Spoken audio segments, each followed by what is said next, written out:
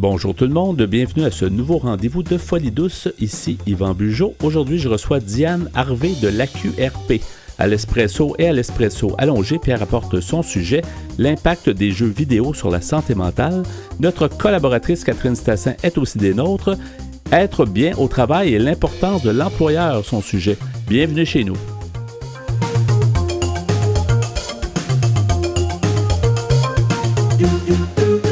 Vous êtes branchés sur Folie douce. Soyez au courant des multiples thèmes de la santé émotionnelle. J'accueille maintenant mon invité, Diane Harvey, directrice générale de l'AQRP. Bonjour Diane et bienvenue à Folie douce. Oui, bonjour. Alors, l'AQRP au long, c'est l'Association québécoise pour la réadaptation psychosociale, une organisation qui existe depuis longtemps. Si on commençait, on a beaucoup de choses à parler, mais si on commençait par situer ce que c'est l'AQRP, comment on peut définir?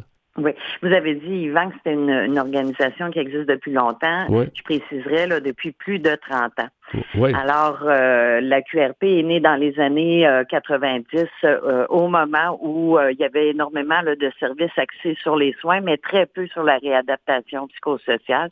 Donc, tout ce qui entoure, je vous dirais, le quotidien de la personne, l'emploi, l'hébergement, tout le volet citoyen, si je peux dire, là, de la santé mentale. C'est ça que ça signifie, en fait, réadaptation psychosociale, ça couvre un peu toutes les facettes, là. Oui, effectivement. Là, ça vient compléter, si je peux dire, la gamme de services axés sur les soins, le traitement. Oui. Alors, la QRP a finalement pour mission, là, comment je vous dirais ça, notre mission ultime, finalement, c'est d'améliorer la qualité de vie des personnes qui vivent ou qui ont vécu avec un trouble de santé mentale et celle des membres de l'entourage. Et pour améliorer cette qualité de vie, on s'est donné pour mission de promouvoir les meilleures pratiques en matière de réadaptation psychosociale. Et la réadaptation psychosociale a toujours prôné le rétablissement et la citoyenneté des personnes concernées par les enjeux de santé mentale. Donc, par la promotion des meilleures pratiques, on a développé là, un éventail de services pour soutenir là, différentes initiatives en lien avec la réadaptation. Oui. Et c'est une organisation assez grande quand même qui couvre pas mal de territoires. Vous avez quand même une assez grande équipe aussi, je crois. Avec le temps, naturellement, l'équipe a grossi. On a une posture provinciale. On est vraiment un organisme, on est qualifié, si je peux dire, là, d'organisation nationale de services, donc une posture provinciale. C'est sûr que, quand je suis arrivée là dans les premières années, autour de 2000, c'était une petite équipe. Ce qui a permis un gros virage, j'oserais dire, de la QRP, c'est toute l'intégration et la reconnaissance des savoirs d'expérience. C'est la volonté aussi d'agir comme un employeur exemplaire en santé mentale. C'est-à-dire qu'on va favoriser à compétences égales les personnes qui ont un savoir d'expérience parce qu'on voit ça comme l'ajout d'une expertise spécifique, si je peux dire. Et on se dit, si jamais si vous ne faites pas ça, c'est certainement moins le milieu dit privé qui va le faire. Fait qu'à quelque part, vous devez donner l'exemple aussi. C'est une bonne initiative, là. Oui, c'est ça. On connaît le concept d'employeur exemplaire en santé, offrir du conditionnement physique, etc. Alors, nous, on essaie de s'inscrire dans la notion d'employeur exemplaire en santé mentale. Puis de donner l'exemple, puis de ne pas être en porte-à-faux avec le discours qu'on porte, si je peux dire. Oui. Vous êtes là depuis plusieurs années, vous disiez. En fait, on a dit qu'on allait se tutoyer, fait que on va continuer avec le tutoiement. Donc, Diane, Parfait. Tu dis que ça fait longtemps que tu es là, effectivement, puis c'est intéressant d'avoir une stabilité, tout ça. Comment tu as vu, en fait, le milieu de la santé mentale évoluer? Est-ce que tu trouves que quand même ça s'améliore avec les dernières années? Comment tu peux qu'est-ce que tu peux en conclure, finalement? Bien, c'est sûr qu'il y a une amélioration continue, là, je vous dirais, pour l'ensemble des services, là, qu'on soit dans le soin ou dans la réadaptation. C'est sûr que dans les années 90, je vous dirais, la cause semblait plus sexy parce qu'on levait le drapeau à l'effet qu'il faut ce type de service-là si on veut vraiment favoriser le rétablissement des personnes puis leur intégration dans la communauté. Fait que j'ai vu, dans ces années-là, là, de 90 à aujourd'hui, vraiment l'émergence de plusieurs types de services, là, comme je disais, reliés à l'hébergement, à l'emploi, aux loisirs, sous l'angle que les personnes qui vivent des enjeux de santé mentale doivent avoir accès aux mêmes services, mais pouvoir utiliser aussi les mêmes lieux communs que n'importe qui. Donc, c'est sûr que si on regarde les avancées en réadaptation, on a fait un énorme chemin. Puis, je vous dirais, le chemin aussi qui me tient beaucoup à cœur, c'est le chemin justement de cette reconnaissance du savoir d'expérience des personnes qui ont vécu, qui sont capables d'en faire une expertise et de l'ajouter, donc de venir bonifier notre offre de service. Ça, pour moi, là, c'est vraiment je vous dirais, le virage le plus important des dernières années à la QRP. Quand on parle de mettre son expérience à profit, est-ce qu'on parle de pair aidance? Ben, ça peut être en pair aidance, mais ça peut être en différents niveaux. La pair aidance, ben c'est sûr que c'est une illustration là très claire de la reconnaissance et de l'intégration des savoirs d'expérience. Parce que là, on va parler d'intervention par les pairs, donc d'une personne qui a un savoir d'expérience, qui a un vécu, qui a pris du recul, qui s'est rétabli et qui veut aider son père. Donc, une autre personne qui vit avec des enjeux de santé mentale. Donc, il va vraiment travailler à partir de son vécu, de l'enseignement qu'il a tiré de cette expérience de vie. On parle beaucoup du témoignage à l'enseignement, du vécu à l'expertise. Fait que là, on est vraiment là, dans une trame directe là, de reconnaissance, mais il faut aller encore plus loin. On a des objectifs en termes de société là, d'améliorer les soins en santé mentale. Alors, pour nous, c'est logique de prendre le temps d'écouter les gens, de tenir compte de leur point de vue. Moi, j'ai toujours dit, les gens qui ont des enjeux de santé mentale, ils ont une connaissance de l'intérieur de nos services. Alors que souvent, nous, comme professionnels, on n'a pas ce vécu-là, on a une connaissance extérieure de nos services. Alors, on aurait tout avantage à entendre le point de vue des personnes utilisatrices, autant au niveau de comment ils veulent, quels sont leurs besoins, quel traitement, quels soins, quelle aide elles veulent, ces personnes-là. Ouais. Autant on aurait profit à les écouter au plan de la transformation de nos services. Si on veut que nos services répondent mieux à leurs besoins, alors, il faut bien les écouter. Donc il y a place à amélioration, en fait, dans les milieux hospitaliers puis dans le milieu de soins. J'imagine que c'est pas encore le cas. Là. On n'a pas tant d'intervention ou de ce qu'on dit le input des gens qui ont vécu des problématiques de santé mentale. Ben, on l'a de plus en plus, là. Comme vous disiez, là, avec l'intervention par les pairs, mais il y a aussi toute l'arrivée là, du modèle de patient partenaire, là, où la personne doit être considérée comme un membre à part entière dans l'équipe de soins parce qu'elle a une expertise spécifique à partager. Fait qu'on commence à voir vraiment là, différentes déclinaisons de ce savoir d'expérience-là, au-delà de l'intervention, au-delà de son propre plan de soins, si je peux dire, mais dans une perspective là, vraiment une vision à plus long terme quant à l'amélioration de l'ensemble des services, hein, parce qu'on a tous un bout de chemin à faire dans ce sens-là. Là. Diane Harvey, donc directrice générale de la QRP, un des moments forts de l'association, c'est de tenir un colloque. Est-ce que c'est aux années ou aux 2 ans? On le fait là, dans les dernières années aux 2 ans parce que c'était devenu trop gros, si je peux dire. Ouais. Naturellement, on a fait un arrêt pendant la pandémie. Alors, 2024, là, c'est un anniversaire, un 20e colloque, ça se souligne grandement. Et c'est vraiment aussi, il s'inscrit aussi en lien avec, les réflexions que tous les citoyens ont pu faire en regard de la santé mentale. La pandémie aura eu ça de bon, au moins, de mettre en lumière les enjeux de santé mentale chez la jeunesse, mais chez l'ensemble de la population. Et ça nous demande de revoir un peu notre vision par rapport à la santé mentale, de sortir un peu, de décloisonner juste aux enjeux, là, si je pourrais dire, là, de troubles ou de maladies, mais de voir comment cette santé mentale-là peut être affectée dans différents domaines. Quels sont les impacts de la santé mentale?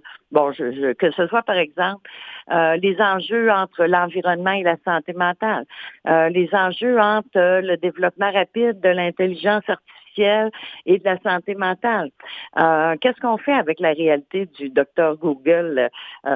C'est quand même des nouveaux éléments qu'on doit tenir en compte. Là. Donc, avoir une vision large. Là. Puis, il y a à ce que je me souviens, on avait participé, nous, comme à l'émission Folie douce, au colloque, je crois, de 2010, qui avait été fait à Montréal. Puis, je crois que vous aviez quand même des invités de marques internationaux. Alors, tu sais, c'est des colloques quand même assez à grand déploiement, je pense. Oui. Je veux pas avoir l'air trop pas assez humble, je vous dirais, mais je suis pas mal certaine que au plan francophone canadien, on est le plus gros événement en santé mentale. Dans les meilleures années, avant certaines réformes de la santé là, qui ont pu impacter le colloque, on parlait d'événements là, qui rassemblaient autour de 900 à 1000 personnes. Je me rappelle de 2010 avec Folie douce au Reine-Élisabeth. Ouais. On était dans ces eaux-là, 900 personnes. Ouais. Et avec l'aide des différents du réseau public, on était capable d'aller chercher, de soutenir environ, je vous dirais 20% de ces 900 personnes-là étaient des personnes directement concernées par des enjeux de santé mentale. Donc, c'en est un autre exemple de comment on peut reconnaître ce savoir d'expérience-là, mais pas juste le reconnaître dans le discours, mais de l'intégrer dans nos pratiques. Et aussi, le colloque permet de un peu tout le monde de s'informer, de se mettre un peu à jour, peut-être de s'inspirer. Tu sais, je me souviens, en 2010, c'était ça. Là, il y avait des gens qui venaient d'ailleurs, d'Angleterre, tout ça, puis il y avait des fois, on a des pratiques ailleurs qui peuvent inspirer les gens d'ici, puis vice-versa. Là. Fait que ça a du bon aussi en tant que colloque. Oui, effectivement. On essaie là, de se rallier des milieux qui sont en avance sur le Québec, tout comme on reçoit des milieux sur lesquels nous, on a de l'avance. Donc, c'est vraiment là, effectivement là, un échange. Avec le temps, le colloque est devenu plus qu'une activité de transfert de connaissances. C'est devenu vraiment une activité de mise en réseau. Et j'aime beaucoup le terme happening. Moi, je trouve que c'est un happening, le colloque de la QRP. Parce qu'il y a un côté festif, il y a un côté créatif, il y a un côté vraiment de rassemblement, d'échange. C'est un des rares événements où on va avoir des gens de toutes les régions. Oui, on va avoir des gens de l'international, mais on a une belle couverture aussi au Québec. Et les gens s'attendent à ce rendez-vous-là aux 2 ans pour pouvoir justement développer là, des réseaux de contacts, apprendre des initiatives des autres, partager leur propre expertise. Donc, pour moi, là, c'est le mot happening, là, je voudrais que c'est le mot qui définit le mieux le colloque de la QRP. Ça représente bien. Il reste quelques secondes, à peu près une minute. Diane, pour l'avenir de la QRP, comment tu vois la suite? Est-ce que tu as des plans? Est-ce que c'est un peu la continuité? Est-ce qu'il y a des choses qui s'en viennent? Bien, c'est sûr que nous, là, on a des beaux grands défis, ne serait-ce que tout le développement des pratiques en paraidance. On a eu la confirmation de notre mandat puis de notre expertise à quelque part dans ce champ d'action-là. Donc, poursuivre le développement de la paraidance adulte. Il y a quand même maintenant au Québec là, près de 200 personnes qui ont vécu des enjeux de santé mentale, qui se sont rétablis et qui travaillent à l'intérieur de notre réseau de soins, tant public que communautaire. Donc, poursuivre cette lancée-là et développer en parallèle, et ça, on l'a commencé depuis quelques années, la paraidance famille, donc d'un membre de l'entourage vers un autre membre de l'entourage. Et tout récemment, on nous a confié le défi de développer la paraidance jeunesse. Qui va nécessiter vraiment, là, je vous dirais, une vision globale de la jeunesse, un désir de travailler avec une multitude d'acteurs qui touchent à la jeunesse pour que ce savoir d'expérience-là des jeunes soit disponible à d'autres jeunes qui pourraient en profiter. C'est excellent. Non, c'est excellent. En terminant, Diane, comment on peut faire pour en savoir plus sur la QRP? Quel est votre site web, peut-être? Le site est en construction, donc on invite, là, vous allez le voir évoluer là, tout au cours de l'année 2024. Ouais. C'est sûr que c'est le meilleur moyen, c'est d'aller visiter le site et de découvrir ces nombreux projets. Parce que oui, on a parlé de colloques, mais mon Dieu, j'aurais pu rester 1 heure avec vous pour vous parler des bibliothèques vivantes, pour vous parler de l'intégration au travail, des nouvelles formations qu'on offre.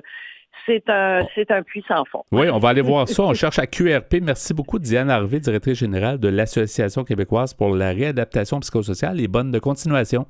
Merci beaucoup, Yvan. Merci. Bonne continuation à Folie douce. Au revoir. Je vous espère avec nous. Oui, merci. À la prochaine. Bye. Folie douce est aussi présent sur Instagram. Cherchez Folie douce radio et venez nous voir.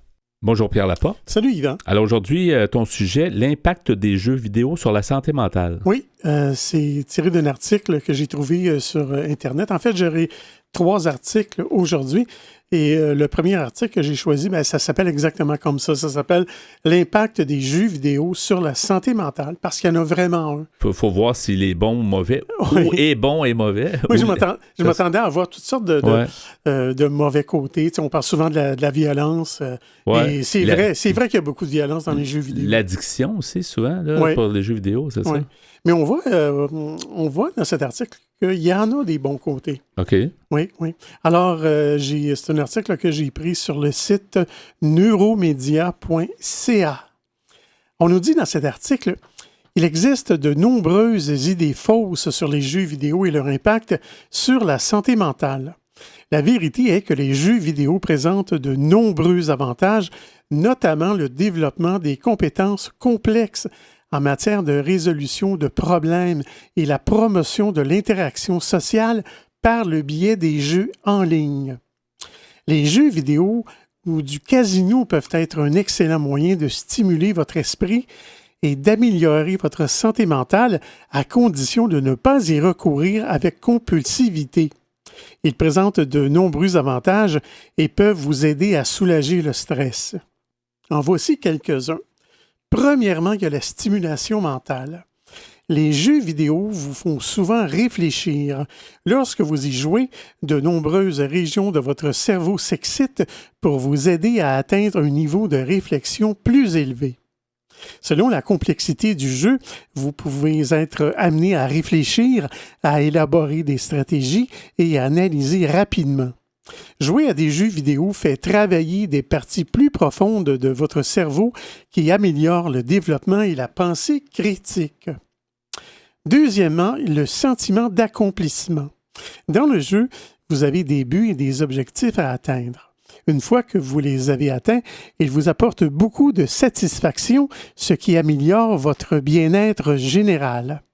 Ce sentiment d'accomplissement est renforcé lorsque vous jouez à des jeux qui vous donnent des trophées ou des badges après avoir atteint des objectifs. Tout le monde aime ça, les récompenses, que ce soit les médailles.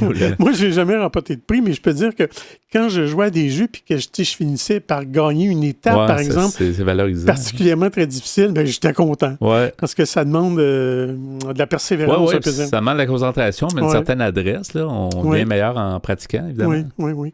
Et troisièmement, il y a le rétablissement de la santé mentale. Quel que soit le type de jeu, il peut contribuer à la guérison d'un traumatisme. Les jeux vidéo peuvent servir de distraction à la douleur et au traumatisme psychologique. Ils peuvent également aider les personnes qui souffrent de troubles mentaux, tels que l'anxiété, la dépression, le trouble déficitaire de l'attention avec hyperactivité, ce qu'on appelle dans le langage commun le TDAH, et le syndrome de stress post-traumatique. C'est peut-être un peu, des fois, un exutoire. On oublie nos problèmes, on déconnecte, on pense juste au jeu, puis ça fait du bien. Hein? Oui, puis c'est vrai que les jeux qu'on aime beaucoup, puis qui demandent, qui offrent beaucoup de challenges, là, on oublie tout. On oublie tout, on ne voit même pas le temps passer. Non, c'est ça qui est le danger, d'ailleurs. C'est vrai. Pour certains. Oui, on nous dit dans l'article, les jeux vidéo ont été associés à une amélioration de l'humeur et à des bienfaits pour la santé mentale. Il peut sembler naturel de penser que les jeux violents, comme les jeux de tir à la première personne, ne sont pas bons. Cependant, tous les jeux vidéo peuvent être bénéfiques pour différentes raisons. Ça peut défouler, entre autres. Je veux dire, au lieu de faire mal à quelqu'un, ça fait pas mal au personnage de le tuer. Non, c'est vrai, oui.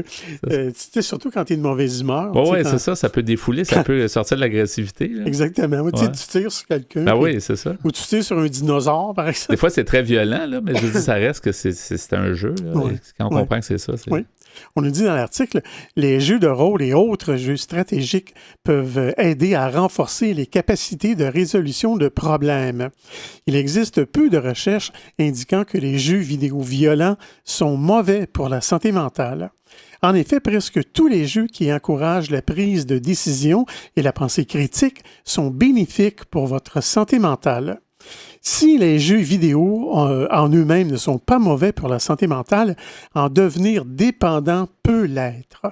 Passer trop de temps à jouer peut mener à l'isolement. Il se peut aussi que vous n'ayez pas envie de fréquenter des gens dans le monde réel. Lorsque vous commencez à sentir que vous utilisez les jeux vidéo pour vous évader, vous devez alors ralentir le rythme. Rendez l'heure du jeu plus amusante en jouant avec des amis. Il existe des communautés en ligne que vous pouvez rejoindre pour vos jeux préférés. Un temps de jeu modéré avec des amis peut aider à la socialisation, à la relaxation et à la gestion de stress. Ces jeux vidéo cessent d'être bénéfiques lorsque vous y jouez de manière excessive. Plus de 10 heures par semaine sont considérées comme excessives. Dans ce cas, vous pouvez, par exemple, avoir des sentiments anxieux, être incapable de dormir, ne pas vouloir participer à des activités sociales. Un autre signe troublant est l'utilisation de jeux vidéo pour échapper à la vie réelle. Ce type de comportement peut conduire à une dépendance qui entraîne ensuite d'autres comportements négatifs. Trop de jeux peut devenir un problème, mais avec modération, ils peuvent être très bénéfiques. Moi, je me rappelle qu'il y avait un jeu aussi qui était très addictif. En tout cas, pour moi, c'est un jeu de Star Wars. Ah ouais? Il y avait eu 3 jeux, comme il y avait eu 3 films à l'époque. Des fois, je fermais les yeux la nuit puis je voyais encore les personnages. Okay. J'avais encore des flashs. C'est très prenant, effectivement. Ouais. Mais on va poursuivre plus tard à l'émission sur le même sujet. C'est très intéressant. Merci, Pierre.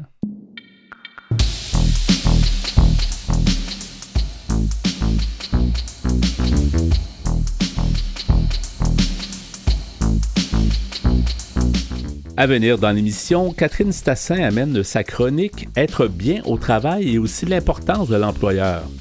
À l'Espresso allongé, Pierre Laporte poursuit avec l'impact des jeux vidéo sur la santé mentale. Vous voulez échanger avec nous, vous désirez participer à l'émission? Notre site web est antenne.qc.ca. Utilisateur des réseaux sociaux, cherchez Folie Douce Radio pour nous trouver. Vous écoutez actuellement Folie Douce, pionnier en santé mentale depuis 1991. Folie Douce, une communauté, une radio.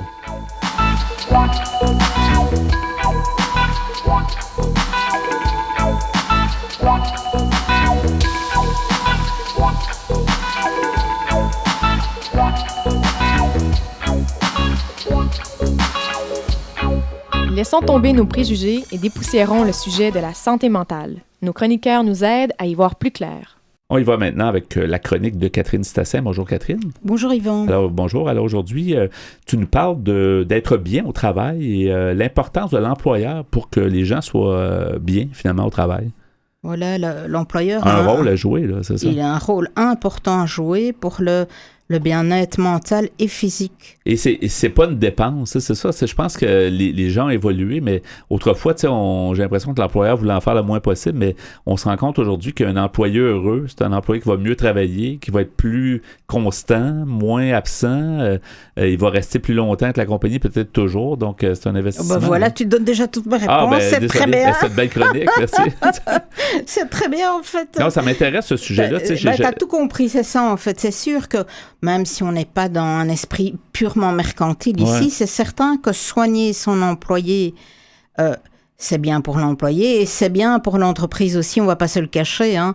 Toutes les entreprises ne bichonnent pas leurs employés uniquement pour ce plaisir-là. Oui, ils respectent la santé, la sécurité souvent. Ouais. Mais maintenant... Il y a des lois de toute façon aussi.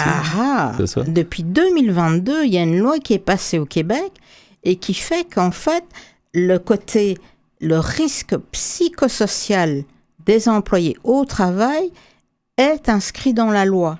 Donc, l'employeur se doit de faire attention à ces risques, et non seulement d'y faire attention, mais de les identifier et de corriger ces risques. Et c'est gagnant, là. Je pense que les employeurs comprennent ça, la plupart, là, fait que c'est une bonne nouvelle pour les employés. Et c'est extrêmement gagnant. C'est des milieux de vie, là. C'est pas le travail, on n'est pas des numéros qui s'en vont travailler. Puis, on vit là. C'est un milieu de vie. On vit là, comme tu dis, on passe beaucoup de temps là. Quand on y réfléchit sur une semaine, c'est quand même 5 jours sur 7. Les collègues, c'est presque des nouvelles familles. Puis, oui.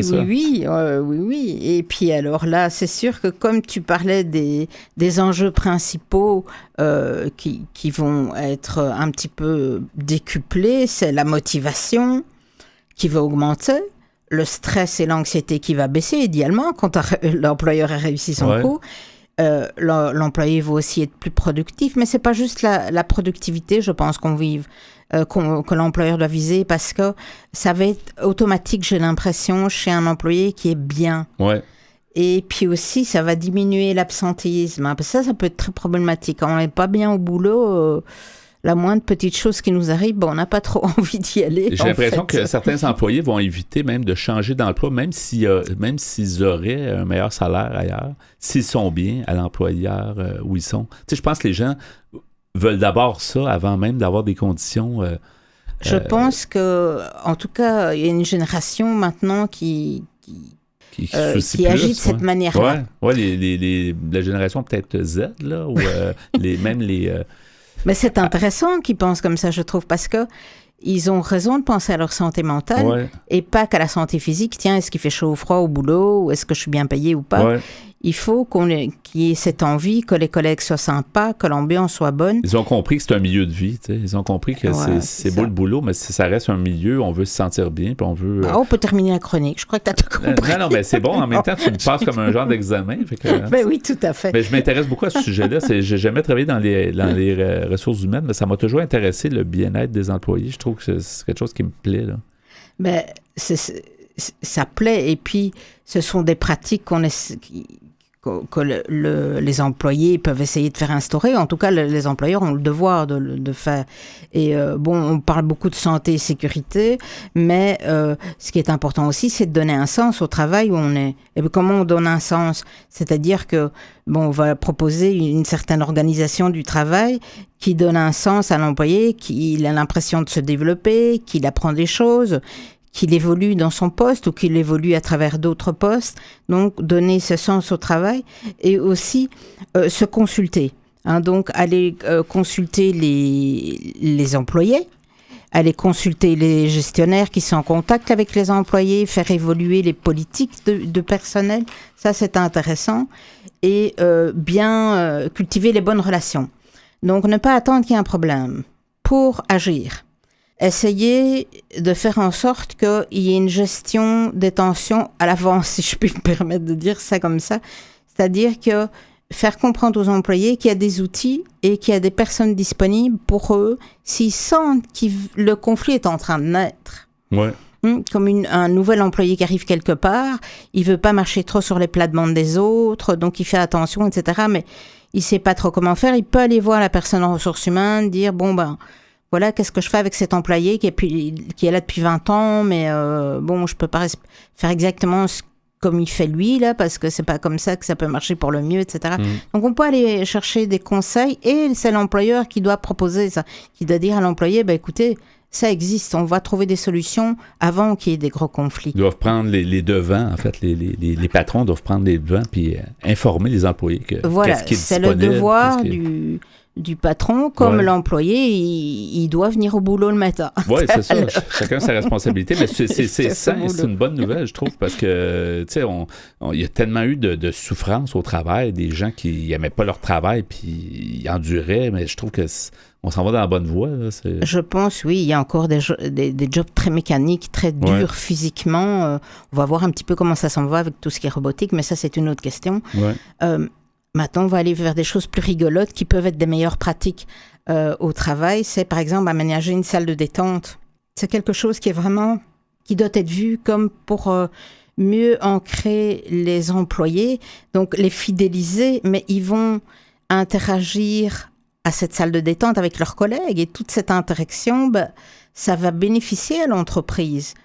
Et ça va peut-être même pousser certaines personnes à s'informer. Tu sais, on parlait dans d'autres chroniques de dire, y a-t-il un problème? Est-ce que ça va d'être plus attentif, attentif à son entourage, en fait? Parce que si on voit à ne quelqu'un... pas travailler en silo, parce qu'on va dire, mais tu travailles pour un tel, dans tel service, mais tu fais ça comme ça. On n'est pas au courant, alors qu'on joue en fait un jeu de fléchettes, ou bien qu'on discute, ou qu'on joue un jeu de cartes sur... moi, je me rappelle que quand il y avait une finale de foot, on se dit en même temps regarder la télé et le soccer, du foot. On regardait, j'ai échangé avec plein de gens, j'ai rencontré plein de gens de l'endroit où je travaillais, alors qu'en fait, moi, le foot m'intéressait pas tant que ça, mais pour finir, c'était tellement sympa comme ambiance, et on échangeait, et on créait des liens, comme tu dis.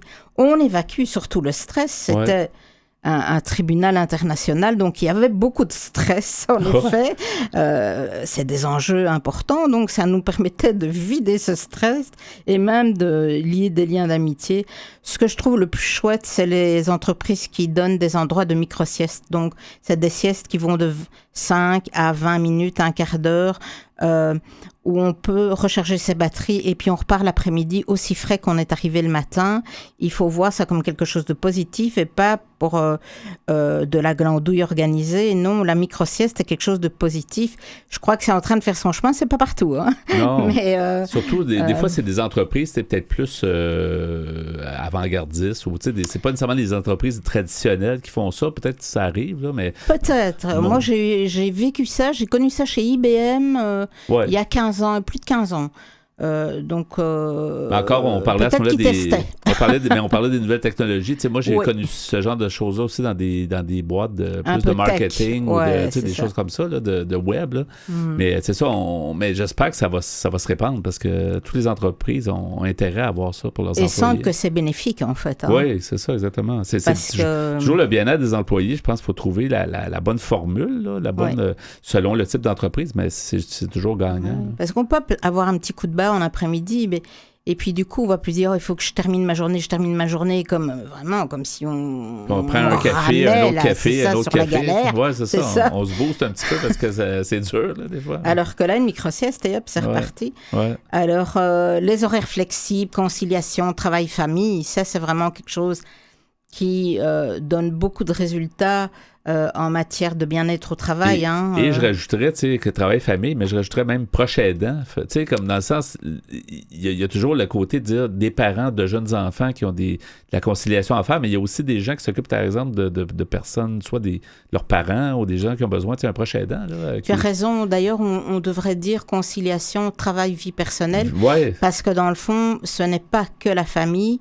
On peut être proche aidant d'un ami, on peut être proche aidant de quelqu'un qui est de famille éloignée, ou vraiment on peut être proche aidant disons qu'on peut décliner cette formule. Et ça enlève un stress énorme. C'est une bonne remarque, ça. Mais ça enlève un stress énorme. La personne qui doit quitter pour une raison X importante, là, se sent toujours un peu mal à l'aise parce qu'elle se dit comment je vais être vue par les autres, les patrons, tout ça. Quand c'est clair, puis de dire quand il y a des raisons importantes, allez-y, puis on va comprendre. Puis je prends la personne, ça enlève une tonne de stress, là, hein.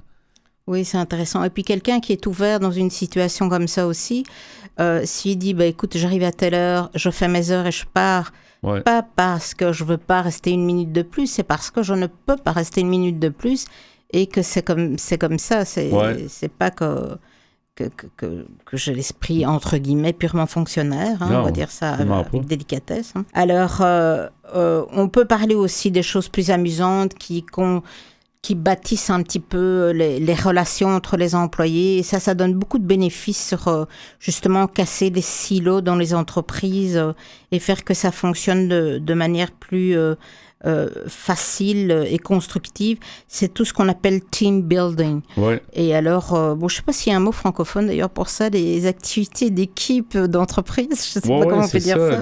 Non, ça me vient pas, mais effectivement, je pense qu'il y a un mot. Bon, ça renforce les liens, ça peut être sympa. Ça peut être aussi bien des choses qui se font, en général, en dehors des heures, malheureusement, parce que moi, je trouve qu'on peut trouver du temps sur les heures. Ça peut être du sport, ça peut être des sorties culturelles, ça peut être des jeux dans le bâtiment même, des jeux de piste ou des jeux d'orientation, etc. Des fois, on a des lacs à l'épaule, là, où les gens quittent, puis ça peut être bénéfique pour l'entreprise aussi, là, à l'occasion. À l'extérieur du bureau, des fois, même à la campagne ou ailleurs. Là, oui, intéressant, c'est sûr que ça, c'est encore un autre budget, mais c'est intéressant. Ouais. Et alors, je voudrais terminer sur le rôle qui est vraiment intéressant. C'est ce qu'on pourrait appeler en français le responsable du bien-être. Et en anglais, on dit Chief Happiness Officer.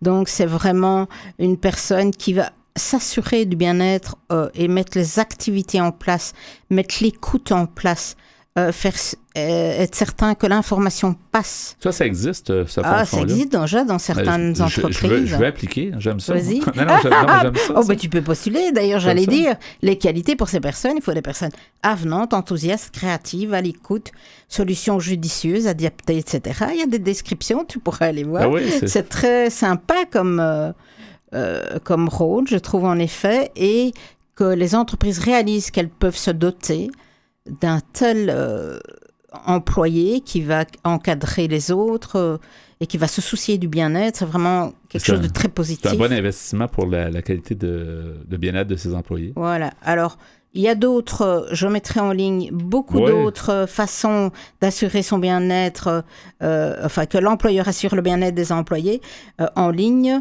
Et je veux juste conclure qu'en fait, que l'entreprise, en effet, c'est pas seulement ce que vous vendez ou si c'est un service que vous vendez ou du matériel, mais c'est vraiment l'investissement doit être dans vos travailleurs si vous voulez qu'elle évolue de manière positive. On va mettre ça, donc, les liens, les différentes références sur notre site antenne.qc.ca dans la section mentionnée à Folie Douce sur être bien au travail par rapport à que l'employeur s'en charge. En fait, merci beaucoup, Catherine, pour cette chronique. Merci, Yvon. Au revoir. Au revoir tout le monde. De retour au micro à Folie Douce, l'émission qui démystifie les problèmes de santé mentale. Nous poursuivons au micro avec le sujet que tu as commencé plus tôt, Pierre, l'impact des jeux vidéo sur la santé mentale. Oui, et on peut voir au fil de ces articles qu'il y a des impacts qui sont positifs. Plus même que négatif, on croirait pas ça, mais il y a quand même beaucoup d'impacts positifs. Oui, il y a du positif, mais il y en a que peut-être que je ferai une autre espresso là-dessus à un moment donné. Il y a plusieurs jeux violents qui inquiètent les parents. Ouais. Mais pour aujourd'hui, je vous parle des impacts surtout positifs. Et selon un deuxième article maintenant que j'ai trouvé sur Internet qui s'appelle « Les jeux vidéo seraient bons pour la santé mentale selon une étude ».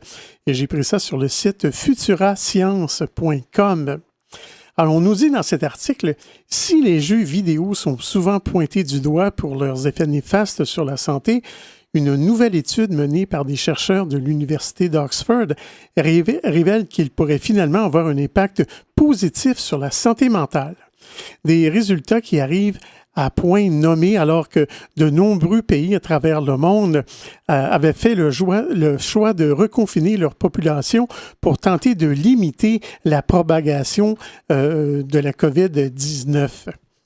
Alors, il s'agit de la toute première étude du genre à s'intéresser non pas tant au temps de jeux déclarés par les joueurs eux-mêmes, mais au temps de jeux réels fournis par deux géants de l'industrie, soit Electronic Arts et Nintendo.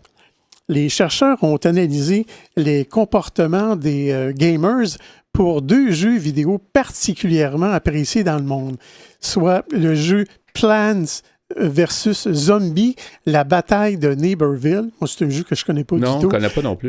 Et un autre jeu qui s'appelle Animal Crossing New Horizons. Je ne connais pas non plus. Moi non plus. Ça va bien. Moi non plus. Puis, on a demandé à 3274 joueurs de répondre à une enquête.